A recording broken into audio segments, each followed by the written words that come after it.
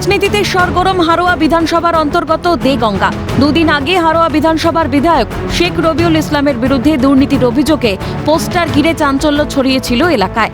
এবার দেগঙ্গা পঞ্চায়েত সমিতির বন ও ভূমি কর্মাধ্যক্ষ রবিউল ইসলামের বিরুদ্ধে একাধিক দুর্নীতির অভিযোগ তুলে পোস্টার দেখা যায় দেগঙ্গার বিভিন্ন জায়গায়। জোরপূর্বক জমির মাটি কাটা, ভেরির থেকে কাটমানি, উপস্বাস্থ্য কেন্দ্রে দুর্নীতি, পাট্টা নিয়ে দুর্নীতি সহ একাধিক অভিযোগ তুলে দুর্নীতির পোস্টার। নিচে লেখা তৃণমূল কংগ্রেসের কর্মীবৃন্দ। গোটা বিষয়টি ঘিরে মুখ খুলতে নারাজ স্থানীয়রা। কি লেখা আছে পোস্টারে? পোস্টারে লেখা আছে রবিউল টাকা মেরেছে, হ্যান্ড করেছে, ত্যান করেছে ইত্যাদি। রবিউলটা কে? রবিউলটা হেসের মেম্বার বোধহয়। মেম্বার কি ওই কর্মাধ্যক্ষ? তা যাই হোক, অত অত অত জানি না। ওই তৃণমূলের নেতাও? তৃণমূলের নেতা, এটা জানি। কি কি অভিযোগ করেছেন? ওই যে লেখা আছে ওতে কি কি আমি পড়িনি। কারা মেরেছে জানেন? না, পোস্টারগুলো কখন দেখলেন আপনারা? আমরা এই সকালে এসে 10টার দিকে এসে কি লেখা আছে ওতে? আমি পড়িনি। কালকে ছিল না পোস্টারগুলো? না, আজকেই ছিল। ছিঁড়ে দিল কারা পোস্টারগুলো? কি করে জানবো?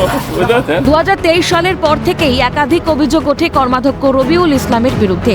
তোলাবাজি থেকে শুরু করে 3 ফসলি জমির মাটি কেটে বিক্রি করা সহ আরও অভিযোগ ছিল।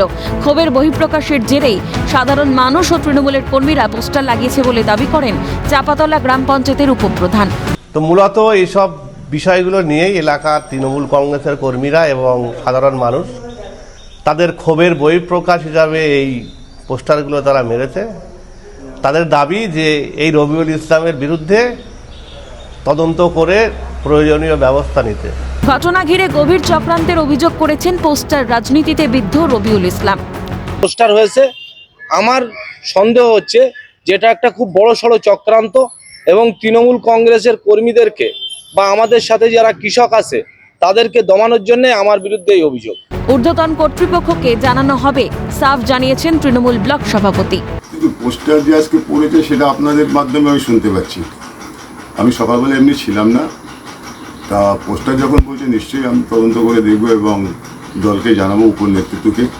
যা একটা বলার উপর নেতৃত্বই বলবে। এদিকে তৃণমূলের বিরুদ্ধে দুর্নীতির অভিযোগে সরব হয়েছে বিজেপিও। শুধু তাই নয়, পুলিশের ভূমিকা নিয়ে প্রশ্ন তুলেছেন বিজেপি নেতৃত্ব। এই যে ভূমি কর্মাধ্যক্ষ, এর বিরুদ্ধে স্থানীয় মানুষজন বহুবার অভিযোগ করেছে। অভিযোগ করার ফলে তাদের মার খেতে হয়েছে। মার খেয়ে হসপিটালে চিকিৎসাধীন। এমন অবস্থায় তাদেরকে আবার হুমকি দেওয়া হয়েছে, অথচ তারা অভিযোগ যেটা করেছিল তার কোনো ব্যবস্থা নেয়নি পুলিশ। তার কারণ পুলিশও এখানে নির্বিকার।